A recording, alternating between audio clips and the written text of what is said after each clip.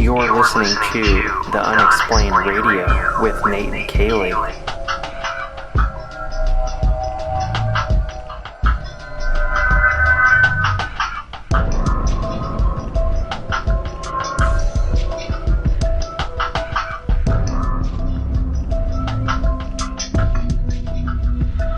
Ghosts, EVPs, Bigfoot, UFOs, and so much more. Call us live at 402-819-8869. Hey everybody, Nate and Kaylee here. We have David Oman on the phone again with us tonight. It's going to be a good show. You have to excuse, I've got like this raspy, crazy voice tonight. I've got the funk going on, but we're excited to have David back with us. So let's go to the phone line. Excited to be back on, guys. Yes, thank you for being here. What a place to be. We actually, we have a couple of the EVPs that you sent us over, and I'm going to play them real quick for everybody to hear. And then we'll talk about it. Yeah, exactly. I was going to say, if you need any setup or any questions about what, where in the house they were taken and the circumstances, I'll be plenty happy to explain them. Yeah, definitely. So this one's called, well, I guess I'll just play them both here real quick.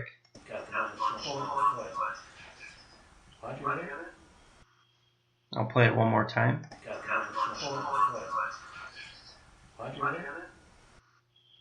Oh, yeah.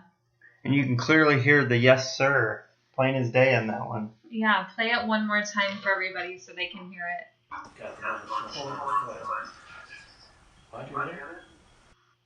Yep. So yeah, it's right in the back. It's very, very muted, but you can just make hear the sound of that, yes, sir. And it's always that breathy, wild, right up top of the microphone type of a vocalization that we record. It's very unique. I can't explain it, but it always has that same kind of sound signature to it. Play the other ones. Play Jump. I only received the two that you sent me. Oh, really? I have the Whisper and Lisa, and then the Yes, Sir. Oh, shoot. Well, if you want, I'll send you the other three right now. I thought of something earlier. So I'm going to play the Whisper and Lisa. Yeah. And it was a friend of mine that was there that's named Lisa. And it was like, what the heck? The guy's speaking her name? Oh. That'd kill her.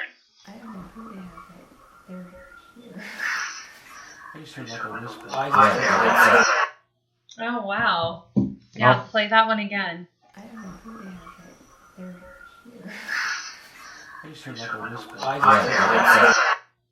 Yeah, you can definitely hear the faint whisper, and then all of a sudden you hear Lisa.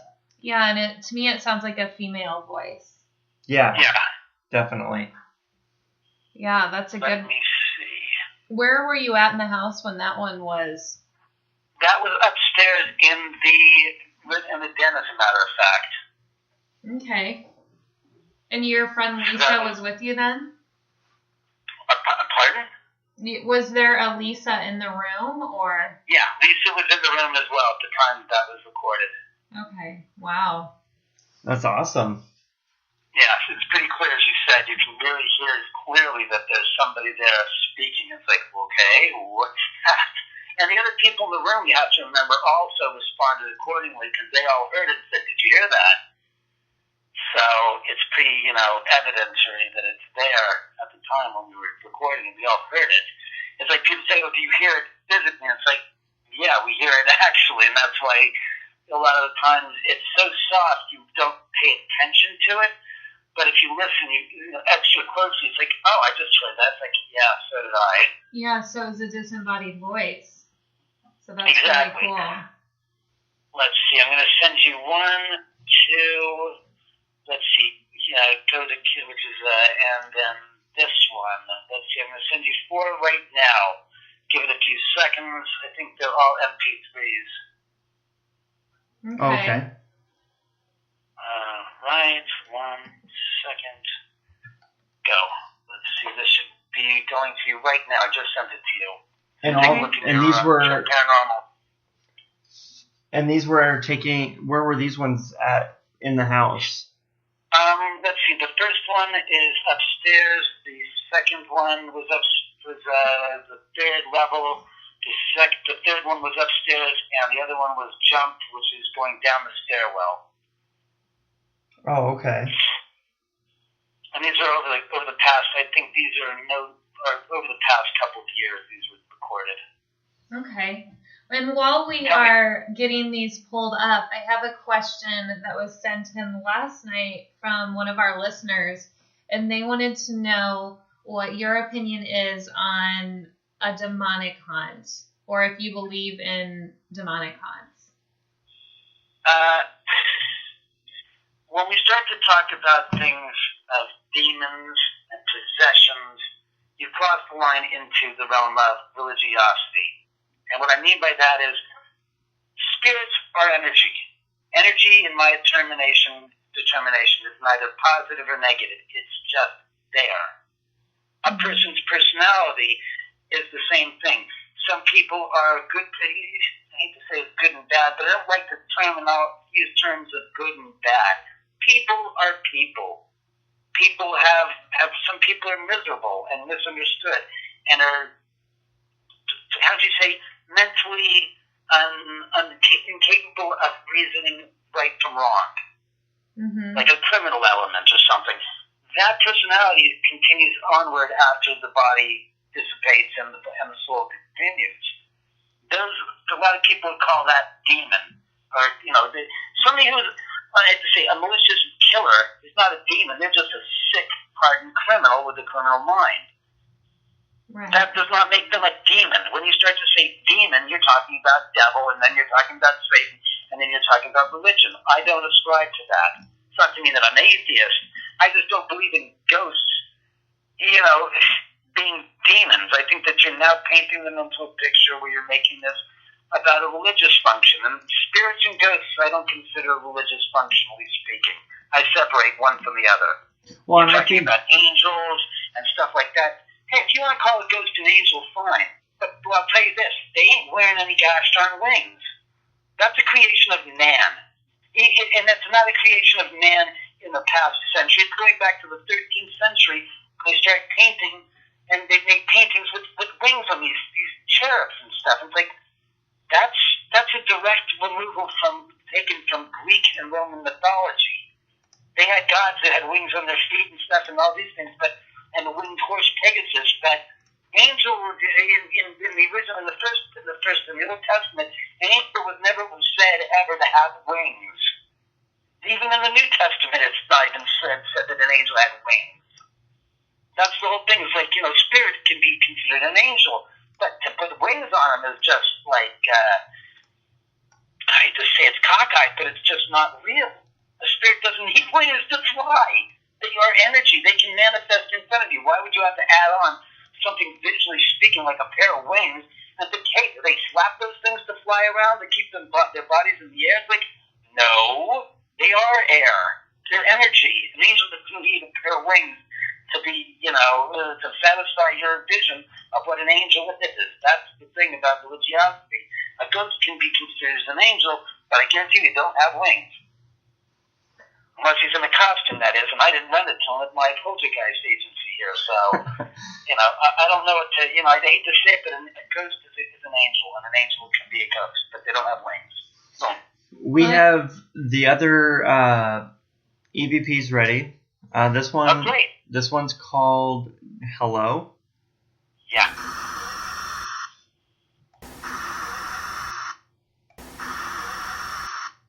Yeah, it's faint, but you can definitely make it out. It sounds like a lady's voice. All right, what else do we have there? We have such better ones. We have Jump. Oh. Yeah, that's what got. There's that one. There was a group of investigators. They were here at the house, and they were going down the staircase, and from the first floor to the second floor.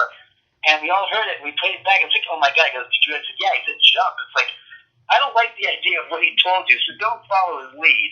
But yeah, it was literally as clear as a bell. You can hear that. I hope your audience can hear that as well. Yeah, let's play that one more time. Oh, yeah. There you go. Yeah, that one is so clear. That is good. I like that one. And you know what? Let me go back to the... All right, let me play the jump one again. Sure. Now listen to the one that says hello. It's it kind of sounds like the same tone almost, but just clearly the jump is out a lot more than what the hello one was. But it sounds like they were trying to, but I don't know. thought it was interesting. Okay, so the next one we have here, it's beep you. So a little explicit, but I think we're all gonna get the idea here of what they're saying. So let's listen to this F you, one. we can say that much. There you go. We can F say you. F you, right? Okay. Of course. Yeah. Here's what it. Good job, David. Could you please use the count? Oh, wow. That was clear. Play that again. Yeah. I want to hear it. Could you please use the count? 1, 2, 3. Wow. It almost said to me. It almost sounds like someone says it and then they repeat it. Is that true? I think when you heard it, you actually hear the spirit say it. No physical person or being. No, I hear the spirit say it. Yeah, I hear that. I thought I heard it twice. Could you please use the count?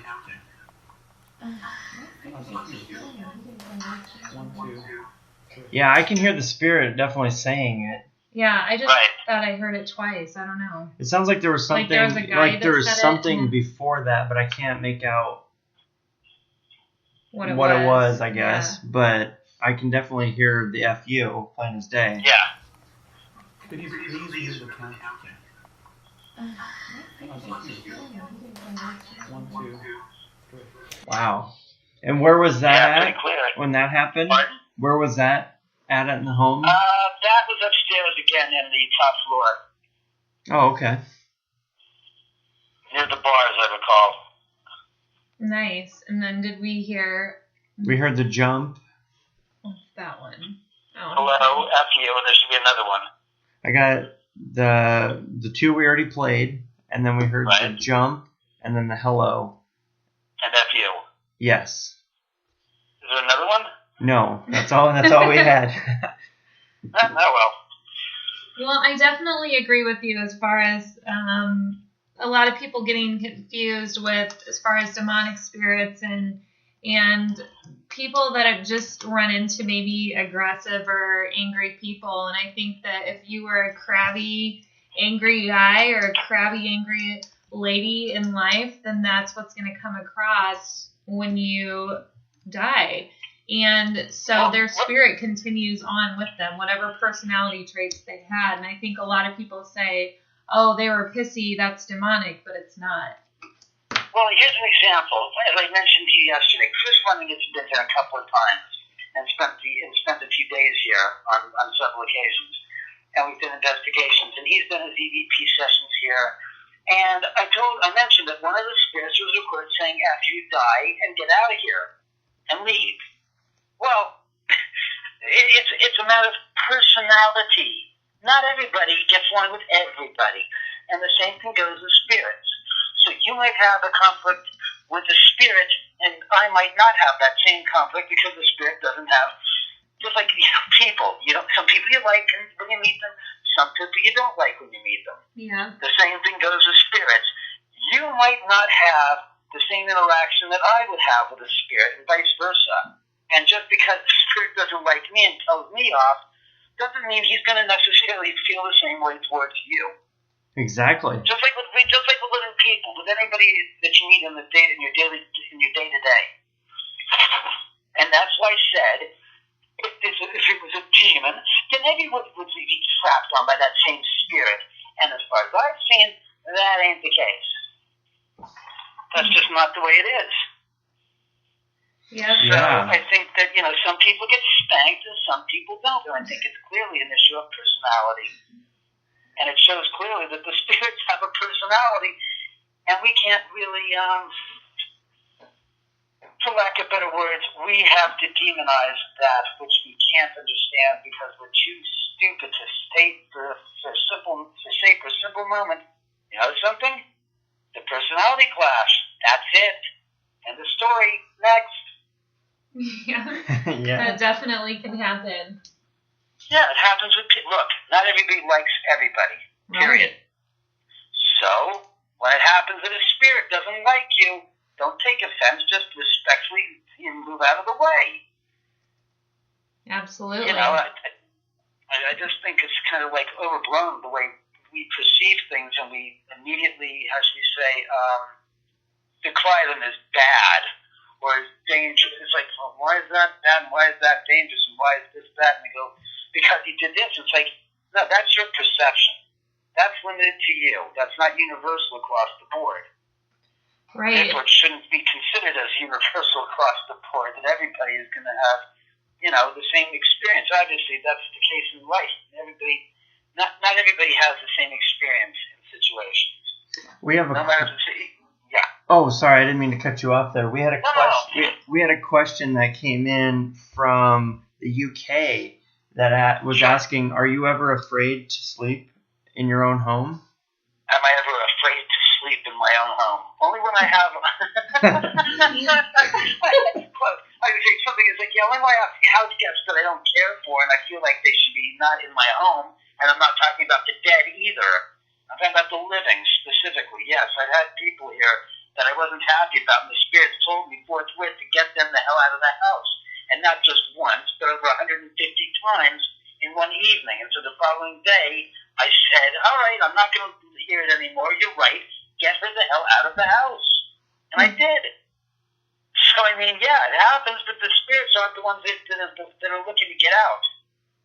They're telling me to get out. They're trying to get somebody out of the house because they don't like that individual. I hope that answers the question. You know, I'm not, as I said before, and I don't know if I said it last night, you have more to fear from the living than you do the dead. That's right. That's as simple correct. as it is. I'm 100% on the same page with you there. I have a question that came in from Joe off our Twitter page, actually, and he wanted to know who you see the most often or maybe have the most contact with out of the spirits in your home, because I know that, you know, there's more than one, and we've talked about that. So who would you say you have the most contact with? I hate to break this to Joe, but the fact is I don't. I put it this way. They don't have a telltale calling card. Hey, this was Jay. Hey, this was Rudolph Valentino. Hey, this was the Indians. It's like, hey, this is Coyote, and this is Chinoa. I mean, I wouldn't know the hell it was. And if I got a business card, I mean, a calling card from the spirits, like, oh, well, thank you. What did you do? I mean, here's an example, and this is as best as I can lay it out. For the past, as I mentioned last night, the past several days, the figurines have not been getting knocked over. Well, today, I went upstairs at 11 o'clock, and I looked, and the figurines were all standing. At about 2:30, I looked at the figurines, and all three of the Beetlejuices were all knocked over. So I reviewed the video footage, and I saw that one got knocked over at 11:15, one got knocked over at 2:35 about, and the other one was knocked over about an hour later at about 3:15. Oh, wow. And I said, okay. I said, and you can't just say, okay, can you tell me who did this little parlor trick? I'm really curious. It doesn't work like that. Stuff happens, and there's no way of assigning it to any individual spirit, because I don't know. Could have been the Native Americans. I mean, when you bring people that are gifted in here, I hate to say they're guessing, but they're kind of guessing. They're kind of winging it when they think of, like, who did that? It's like, I've had a lot of different people say a lot of different spirits are responsible for said figurines being knocked over. Mm-hmm. Yet, from my perspective, it's like whether it's the figurines being knocked over, or the passing door being locked, or the water faucet being turned on, or a few knocks on the other side of the wall from my office. I never know who. I have no idea. The only time I would ever say that I know certain that it's somebody is when I've seen it, or I've heard a name, or somebody communicating, and they inform me who it is. Otherwise, it's pretty much anyone's guess. Okay. Okay. Sarah wanted to ask, have you ever seen, or that you mentioned last night in the radio show that you've seen the shadow figures? I guess her question is when was the last time you've seen one? Not in a while, honestly. Maybe a couple of months, if not a year at least. Because, again, and that might have a lot more to do with me than it has to do with the spirits. And what I mean is, I don't focus anymore like I used to. In the beginning, when I saw something flash by, in the corner of my eye, and then I turn and look, I'd be like, okay, I saw you. Nowadays, if it happens, unless it's dramatic and it's like, we need to get your attention and this is important, the parlor trick stuff that has occurred in the past, I hate to say it, but some people are going to call it jaded, but I just don't, I let it slide by the wayside. I don't pay attention anymore. Unless it's something dramatic and they want to make sure that my attention is grabbed. I don't really, it doesn't, I hate to say it, it's like living in a candy store. It's like, here it is, exactly, thank you. They just said, do you remember when you got your kegerator a couple years back? I said, yeah, I got myself a kegerator, and I put it downstairs in the theater room in the UCLA bar. And I'm sitting there, and I'm drinking beer on a pretty gosh darn regular basis.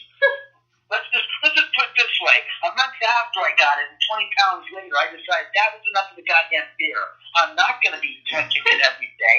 It's killing me. I'm getting to be a fat beer gut out of it. And I said, that's it. I quit. So, in the same regards to having yourself your own beer tap in your own home, you kind of realize that you're paying attention to it too much. It's going to kill you. Same thing with a ghost. If I pay too much attention to it, it's going to become an obsession, and it's going to become unhealthy. Not that I'm going to get a beer gut, but I'm going to stay up late and start paying attention to every time something happens and trying to focus on it. Right. The same approach I feel with the spirits. It's like, some people want to get all juiced up about it. As my cinema teacher said years ago, in a film, you cannot keep an audience on the razor's edge for 90 or 120 minutes in a movie. You have to have your own peaks and valleys, peaks and valleys, peaks and valleys. Because otherwise, you're going to you're going to kill your audience, and you're going to kill yourself. That's the razor's edge. Same thing holds true. If you over focus on something, it can consume you. It's called an obsession. And everybody thinks I'm a big time ghost investigator. I'm not. I'll be the first one to say it. Hey, I am not. I've been playing around with ghosts since I was a kid. What I mean by playing around with is, as a kid, I used to go to my parents' friend's house that I'd never been to before, and I'd ask them, excuse me, is your house haunted? To the point where I was seeking it out. Now that I live in a haunted house, and I go places that are haunted, whether the people know it or not, I tell them stuff, and they corroborate, going, yeah, that's weird, you've never been here. He goes, no, because where you're standing is exactly what we've ourselves experienced. It's not helped by, the equipment and stuff. Because to me, it's like, I'm sensitive enough to go around. When I go around, I get information from spirits that are just saying, oh, you're here. You can hear us. You can see us. It's like, yeah, okay, whatever. Talk to me. Just let me hear what you want to say. If I don't acknowledge you, you're just going to pester the crap out of me, and I don't want to be pestered. I'm here to have a good time on this plane of existence. So to me, it's like, the equipment is an accessory. Having a digital wireless recorder, which I have, yes. Having a 35 millimeter camera in front of me that's a real dinky-dink piece of crap that I can just take pictures of and see what I come up with, yes. But outside that, I don't have an Oculus. I don't have a Frank's box. I don't have. I have a K2 meter, yeah, which I use. I have an old EMF meter, which is okay. But for the most part, I just like to enjoy what I do, like going out there and seeing it firsthand and stuff, and having people come here and going out to locations. I don't do as much as I used to, just because I find that places that are not advertised as haunted are as haunted as the places that are. So, I hope that explains myself. Just perspectives with some things. We have another question from Aaron. Wanted to know if you've seen the ghost of Sharon Tate walking outside your home, or any sort of figure. Never have I ever laid eyes on Sharon Tate's spirit or apparition. So no, ever. Doesn't matter where it is. Doesn't matter when it was. I have not, and I promise you, I'm not lying about that.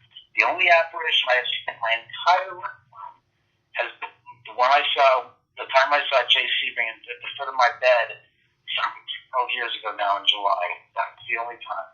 Everything else has been either EVPs or objects moving or forget the electronic voice phenomena, just voice phenomena, VPs as I like to call them, because it's you're just walking around the house and you hear somebody start talking, and you go, okay, that's the television's not on because you go upstairs and the TV's not on. A funny story I'll tell you about the TV is I've had my couple of occasions now where I've been here, and one occasion my friends were here and we were talking in the kitchen, and the TV next to the pads in the kitchen was turned off. And I started talking about Christmas and stuff, and lo and behold, as they say this, the television goes on to the History Channel, and there's a show on about the historical life of Jesus.